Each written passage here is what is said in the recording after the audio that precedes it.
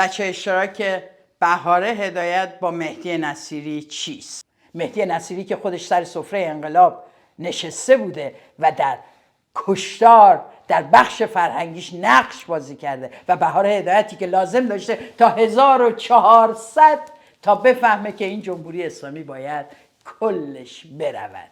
اینها از چه کسانی و به چه جرمی خواهان عذرخواهی هستند؟ شادی امین هستم. در ولتاژک این هفته نگاهی میکنم به گفتگوی بسیار بسیار مهم بهاره هدایت و مهدی نصیری و البته نامه گلرخ ایرایی در همین رابطه.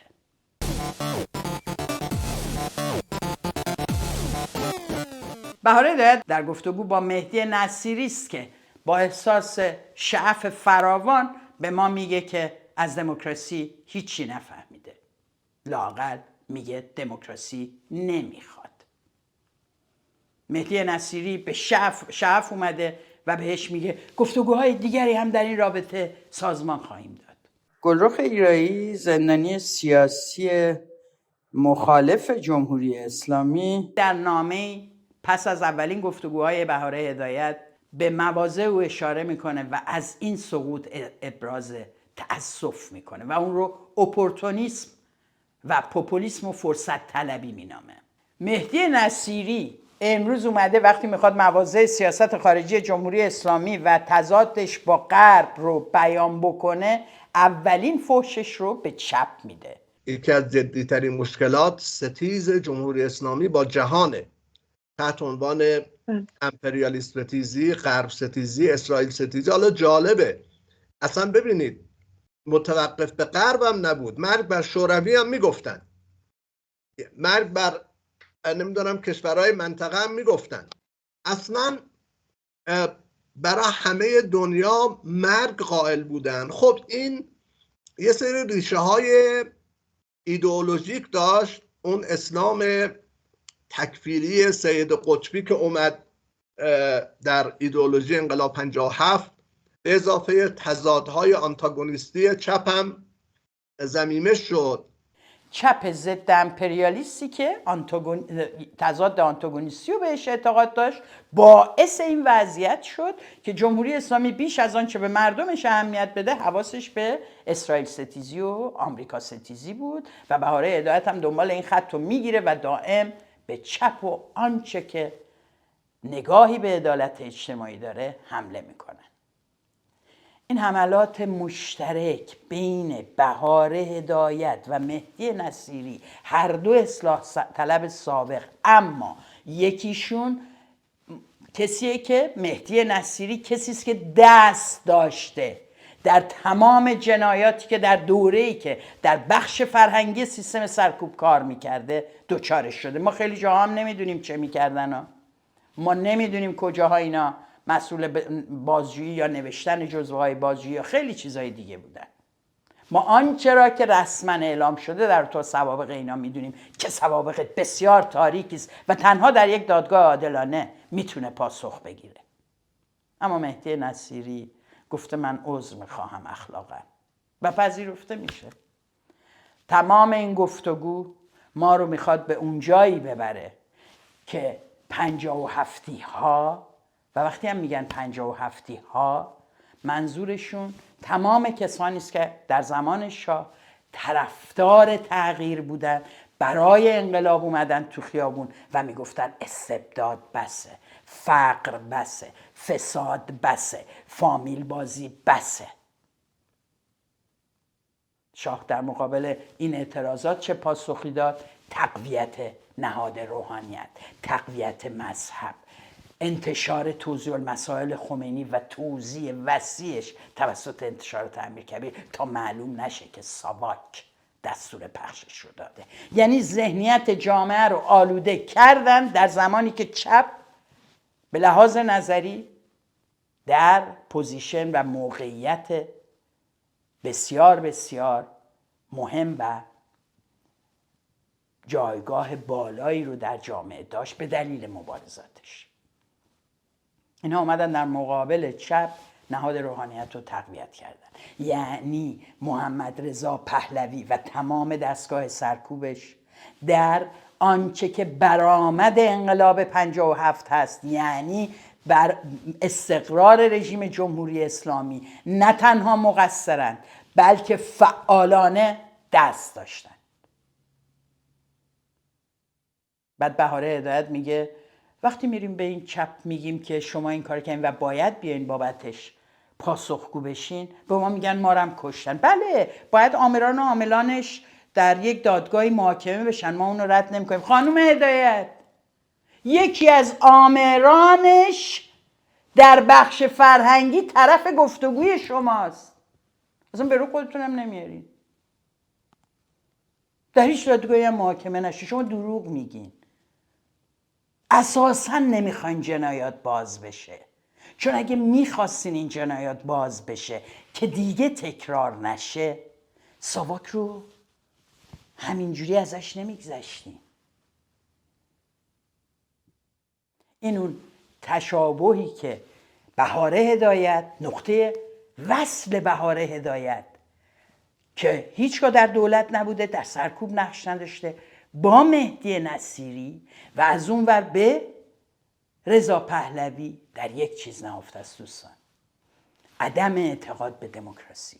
در ادامه بحث ببینیم بهاره هدایت در همین مورد برای اثبات این نظر من چی میگه. برای من اینطوریه که در بلند مدت و میان مدت سیستم جمهوری رو من ترجیح میدم به سیستم پادشاهی مشروطه در ایران. چرا؟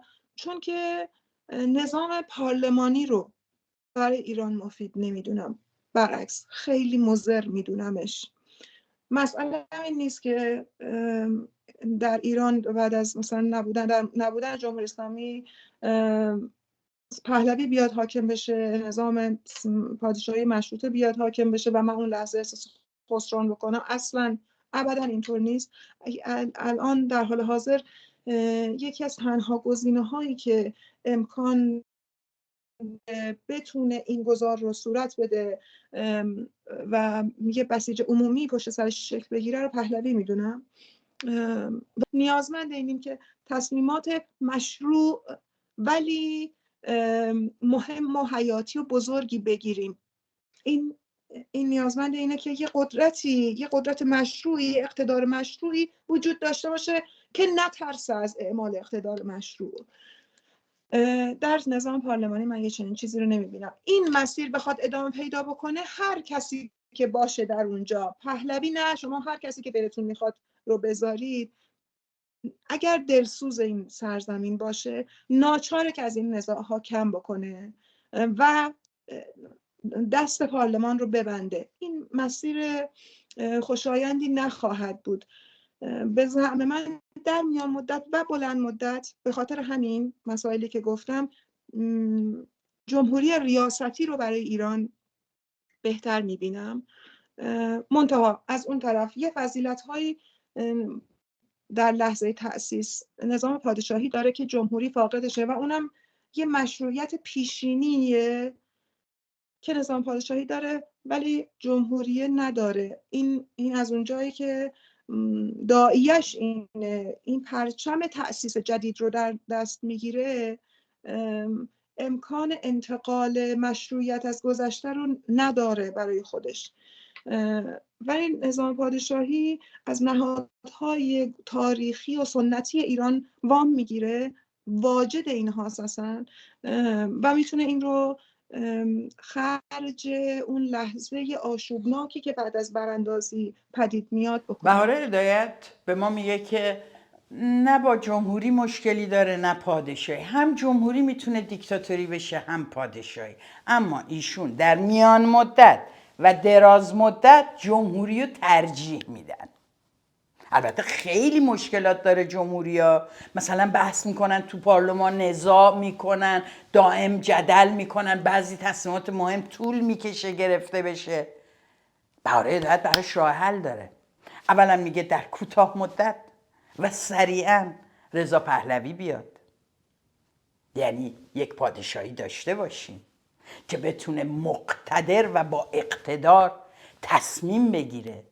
چون دیگه این انتخاب نخست وزیر و این چیزا واقعا اینا حاشیه است. اینا حاشیه است. صریحاً میگه دست پارلمان را ببندیم تا به این نزاعات دامن زده نشه. ببینید اینا اصلا به نمایندگان مردم اعتقاد ندارن. اینا اون پارلمان بورژوایی یا لیبرالی که خودشون رو لیبرال میدونن، اون پارلمان لیبرالی رو هم بهش اعتقاد ندارن. از همین حالا گفتن دستشو میبندیم. و شما برید یقه نماینده‌تون رو توی شهر بگیرید، بگید چرا فلان لایحه راجع به مالیات ما تنظیم شد، چرا فلان لایحه راجع به دانشگاه تصویب شد، چرا فلان لایحه راجع به آزادی مطبوعات تصویب شد، چرا؟ میگه من تقصیری ندارم، دست ما رو بستن. میخواستین حواستون باشه اون موقع که خانم بهاره هدایت و مهدی نصیری نشستن بحث کردن و آقای رضا پهلوی هم خوشحال و خوشنود اینا رو گفت، حالا این اومدن سر کار اینجوری شده دیگه. برای همینه که گلرخ ایرایی به درستی هشدار میده. گلرخ ایرایی میگه جوانان این کشور با دیدن اقتدار دولتی در زمان شاه و استبداد شاهنشاهی و آنچه که در این سالها تجربه کردن تن به هیچ اقتداری نخواهند داد. نامه گلرخ ایرایی میگه ما اصلاح طلبان رو یک دور در قدرت در دهه 60 دیدیم، اقتدارگراییشون رو هم تجربه کردیم. جوانان این کشور با دیدن اقتدار دولتی در زمان شاه و استبداد شاهنشاهی و آنچه که در این سالها تجربه کردن تن به هیچ اقتداری نخواهند داد. بهاره هدایت قادر بسیار پوپولیستی ضد و نقیصهاش رو و واقعا ملق زدنهاش رو پنهان بکنه با واژه‌هایی که بعضا اهمیتی هم نداره اصلا تو بحث یعنی خورده اطلاعاتی که به خورده شنونده میده. مهدی نصیری اصلاح طلبی که در حکومت سر سفره انقلاب نشسته بوده، سر سفره انقلابی که خمینی براشون پهن کرد، دائم چپ رو میزنه. البته من میپذیرم که آقای نصیری عادت داره. بیچاره از اولی که رفته تو حکومت قرار بوده چپ و نابود بکنه، کسی نبوده که چند سران ارتش رو همون اول اعدام کرده بودن. آنچه که متشکل و مبارز مونده بود تو سطح جامعه جریانات چپ بودن و البته سازمان مجاهدین. ولی هر دوی اینا رو اینها به حد کافی باشون دشمنی دارن. این دشمنی مشترک که ریشه در دشمنی سالیان جمهوری اسلامی و گفتمان ضد چپی که در جامعه جاری کرده میشه اینجا تبلور پیدا میکنه. بهاره هدایت میگه تا بهشون میگیم مسئولیت خودتونو در رابطه با 57 بپذیرید، میگن ما رو کشتن. خانم اصلا میفهمید مسئولیت چیه؟ مسئولیت رو اون کسی داره. یک بار باید به شما گفته بشه که تا سال 1400 داشته خاک به چشم مردم میپاشیده. مسئولیت رو اون کسانی دارن که سالها از بد و بدتر و خوب و بهتر جمهوری اسلامی حمایت کردن و به مردم گفتن این رژیم قابل اصلاحه. چپی که زمان شاه انقلاب کرد برای آوردن خمینی انقلاب نکرد. اسناد آرشیوهای نشریات این جریانات موجوده. شما دروغ میگین. شما اتفاقا دوستان امروز و سابق شما هن که هم در سال 57 خیانت کردن به آرمانهای چپ و هم پس از اون تا به امروز. یکی مثل گلرخ ایرایی باید پیدا بشه که از نهادهای آموزشی گذاشت، نهادهای قضایی گذاشت، راه آهن درست کرد، ثبات و امنیت برقرار کرد. عامه مردم رو نمیبینن. جالبه بهاره هدایت تو خودش و اون جریانی که ازش دفاع میکنه، یعنی جریان پادشاهی و رضا پهلوی، آره به نکته خیلی مهمی به نظر من الان اشاره کردید. یعنی اگه ما به این موضوع توجه داشته باشیم باید جایی بالاخره جاشون رو صفر بکنن و کجا بهتر از جریان پادشاهی خواهی، جریان هوادار رضا پهلوی. در مورد پدر و پسر پهلوی دیگه شما گفتید، من بیش از این نمیخواد. واقعا شما قبل و بعدش رو نگاه میکنین احساس میکنم یه وقتی میخوام فکر کنم که اگه این 2 نفر نبودن واقعا شاید ایرانی وجود نداشت. چون معیارهاشون یکیه دوستان، معیارها یکیه. محدود کردن پارلمان، قدرت دادن به پادشاه، همون کاری که اینا در زمانهای مختلف در تو خاتمی کردن، در تو روحانی کردن. بهاره هدایت تو تاریخچش رأی دادن به 10 جنایتکار رو داره تحت عنوان رئیس جمهور. هیچ عذرخواهی هم نمیکنه، هی میگه ما نشستیم نقد کردیم در دانشگاه، این کار کردیم اون کار کردیم. نه خانم بهاره هدایت، شما هیچ نقدی به نظراتت نکردی.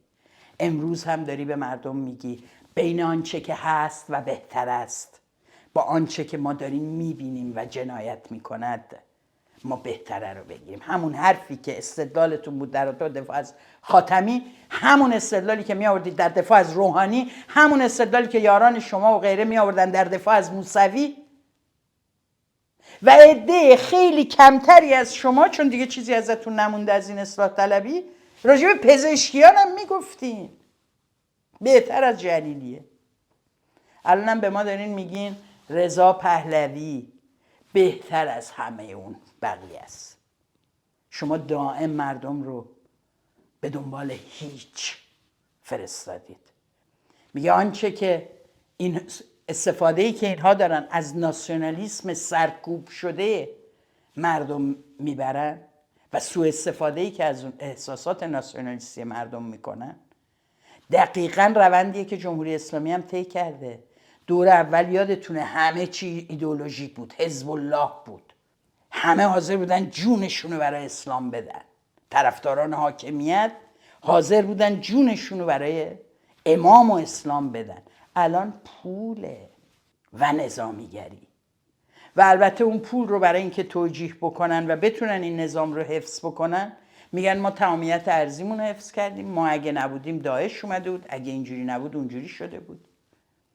میبینید شما گفتمانتون با گفتمان حاکمیت یه ذره فاصله داره، آدم رأس هرم متفاوته. شما خیلی روشن صحبت از این میکنین که سازوکارهای دموکراتیک رو نمیپذیرید.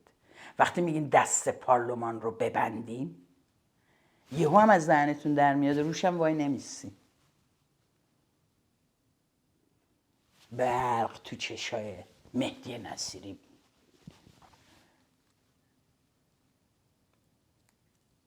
عیان میشه و خوشحال میشه، میگه خب من فکر کردم یه عده‌ای میان میخوان ما رو از همون سوال جواب کنن، برای فردای روزم مراقب باشن چیکار میکنیم. خب الحمدلله همه چی دست آقا رضاست. این اون چیزیست که دقیقاً جریان هوادار رضا پهلوی برای ایران آینده داره تدارک میبینه.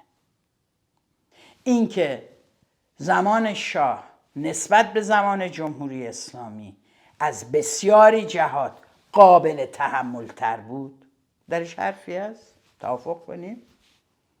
اما شما آنچنان سقف آرزوهاتون کوتاهه که برگشتین به 46 سال قبل و مردم رو دعوت میکنین که به اون سیستم تن بدن. مردمی که نمیدن امروز هم اگه بیان بگن روحت شاد دارن اعتراض میکنن، بیان بگن اصلا رضا پهلوی بیاد، بخشی از این مردم اگر اونها هم با سیستمی روبرو بشن، با نظامی روبرو بشن که به خواسته هاشون پاسخ بده و زمینه آگاهی توی جامعه رو فراهم بکنه، قطعا رأیشون رو نخواهد بود. کدوم آدمیه که نماینده مستقیم خودش در یه پارلمان رو ول کنه، اختیارش رو بده به دست یه نفر به خاطر اینکه اسپرم یه پدریه که 50 سال پیش شاه بوده، تازه فرار کرده، تازه نخست وزیرش رو انداخته زندان برای اینکه راضی کنه اپوزیسیون مسلمونش رو و و و و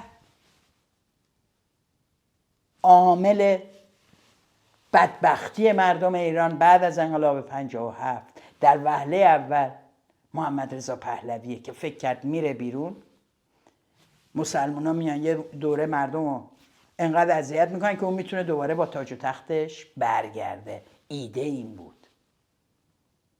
اما مریضیش اجازه نداد که این آرزو رو اجرا کنه.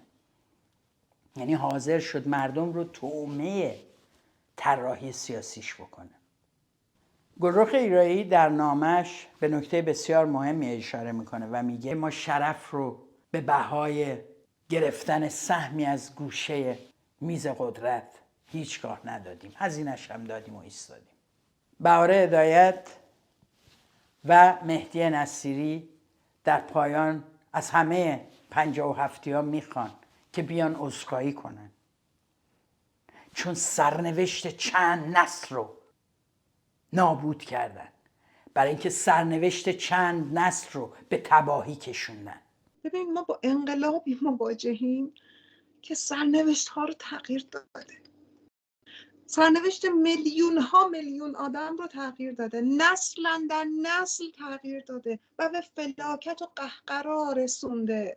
نه در مورد زنانش میتونم جدا حرف بزنم، در مورد همه زنان و مردانش هم میتونم جدا حرف بزنم. هست حرفایی که همین داریم میبینیم، مشاهدات عینی زیست جهان ماست، این چیزی که با گوشت و پوستمون داریم هر روز تجربهش میکنیم. یک کدومتون اومدید بگید این نطفه‌ای که ما اینجا کاشتیم سرریزش شده، این ما بابت این نمیدونستیم، قصدمون این نبود، ولی اگر این شد عذر میخوایم، شرمنده ایم. درسته، دقیقاً. اینا از خامنه‌ای که نمیخوان بیاد عذرخواهی کنه، اینا از رفسنجانی و بقیه اعوان و انصار اون دوره و باقی مانده ها و غیرشون که نمیخوان بیان عذرخواهی کنن. اینا دارن به چپ میگن بیاد عذرخواهی کنه. از کی؟ از شما که در عصر اینترنت و اطلاعات آزاد سالها هوادار بخشایی از همین حاکمیتی بودی که تجربه شده بوده. از شما به من باید مثلا عذرخواهی کنم؟ شما باید از ما بارها عذرخواهی کنید و مواضع امروزتون نشون میده اصلا اهل نقد به گذشتهتون نیستین. من از مهدی نصیری عذرخواهی کنم؟ شما خجالت نمیکشین به هزاران خانواده‌ای که عزیزاشون از دست دادن، نه یک نفر نه دو نفر، بعضیا 12 نفر از یک خانواده اعدام شده.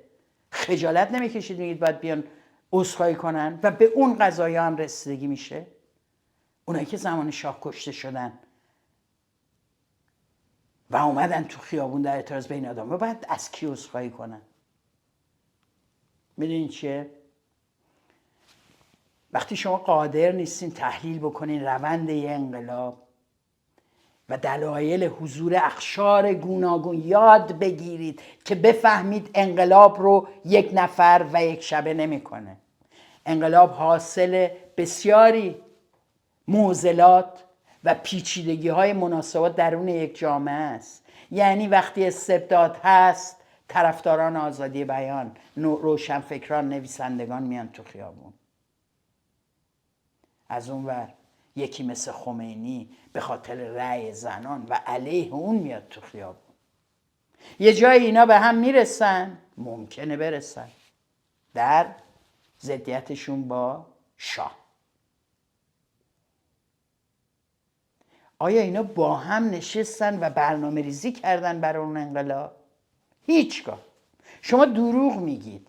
عین امروز دوستان عزیز، امروز اون کسایی که 13 بدر و عید میرن تو خیابون یا به طور واقعی روزهای مبارزاتی میان تو تظاهرات، ها مردمی که برای در نماز جمعه زاهدان شرکت کردن و کشته شدن با اونهایی که در کردستان و غیره اعتصاب میکنن، یا کارگرانی که در شرکت نفت و پروژه های پتروشیمی و غیره اعتصاب میکنن، یا کارگران کشاورزانی که برای کم آبی و بی‌حقوقیشون اعتراض میکنن، همه اینا الان معترضن به جمهوری اسلامی.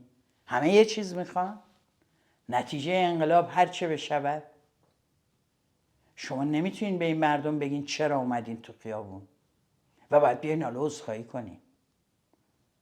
یه بار اینو تو گوشتون بکنین. چپ به شما، نه به شما، به دیگران بزرگتر از شما هم بابت حضورش در انقلاب 57 بدهکار نیست. اگر هم بدهی بوده چندین برابرش رو پرداخت کرده قبل از اینکه شما بفهمین که جمهوری اسلامی در کلیتش باید بره. چپ از روز اول اینو گفته. ولی ضدیت شما با چپ نگران کننده است. شما همون بلایی رو با محدود کردن البته پارلمان و اجازه اقتدار به شخص پادشاه احتمالاً ما نخواهیم فهمید که ساواکی که شما انتخاب کردید و بازسازی کردید چه میکند.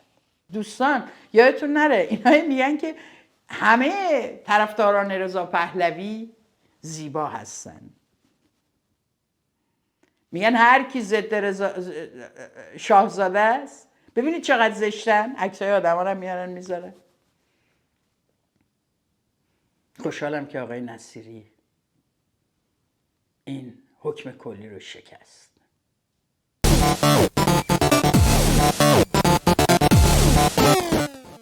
واژه‌هایی که بهاره هدایت استفاده میکنه ایجاد ترسه. میگه آن لحظات پس از سرنگونی جمهوری اسلامی که رخ میده، آن لحظات آشوبناک. مثلا این لحظات آشوبناک احتمالاً مثلا مردم ریختن یه بسیج رو خل سلام میکنن تو محلشون. آشوبناک. بعد میگه ما با آیین تاریخیمون جلوی این لحظات رو میگیریم. بهاره هدایت میگه که ما برای اینکه تصمیمات مهم در لحظات مهم بتونن گرفته بشن، تصمیمات بزرگ، باید پارلمان رو دستش رو ببندیم. بعدم میاد میگه دهه 20 این تجربه رو داشتیم، در مشروطه اینو داشتیم و غیره.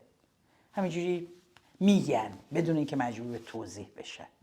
در واقع ایشون میگه که همه تصمیمات بزرگ رو باید شخص پادشاه بگیره. همینی که میگه من دموکرات و لیبرالم.